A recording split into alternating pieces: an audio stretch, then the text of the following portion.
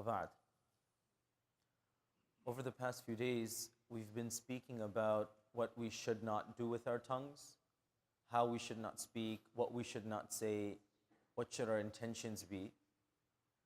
I would like to conclude this conversation by saying some of the things we ought to do.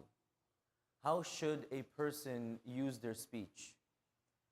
One of the things we learn from the hadith is a person's character, their personality is not something that can easily be changed. If I'm a person who's by my nature, my tabi'ah, quiet, it's very hard for me to become accustomed to speaking. Likewise, if I'm somebody who speaks a lot, it's very hard for me not to speak if that's just part of my nature. So the Sharia, Islam, is not going to mandate upon me to do something that's very, very difficult for my tabi'ah, for my nature, for my character. But what it does expect of me is to redirect and change the way I use that particular character.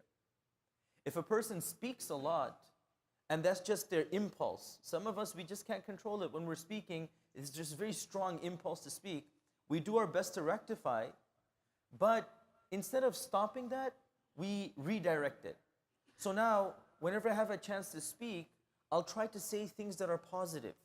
When I speak to someone, I'll say something that's uplifting. When I speak to someone, I'll remind them of Allah subhanahu wa ta'ala. Those are some things that we could do. And this is a general practice. If I have a habit that I always have to spend, then one way of mitigating that is sometimes I will spend for my desires, what I need to do, but then I'll set aside some of that wealth so that I can give to poor, give in charity. If I have a habit that I always have to stay up late at night, it's just whatever, whether I'm doing work, whether I'm wasting my time, I just have to stay up late at night. I'll start working on it, but let me, before I go to sleep, pray some salah so that khitamuhu misk, the ending is good. That's one of the things we have to learn to do. So we've been speaking a lot about how we abuse, misuse our tongue, say things that are inappropriate, do things that are inappropriate. The first way to rectify that is not by just randomly stopping to speak. I mean, it would be a little awkward. There's a person you see who speaks all the time, and then for the next 2 weeks, he's just not talking anymore. There's nothing wrong in talking, but let's be mindful and let's use our tongue for things that are good.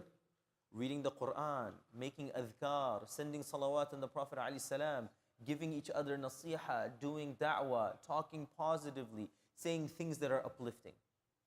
So may Allah subhanahu wa ta'ala allow us to take our weak qualities and turn them into good qualities.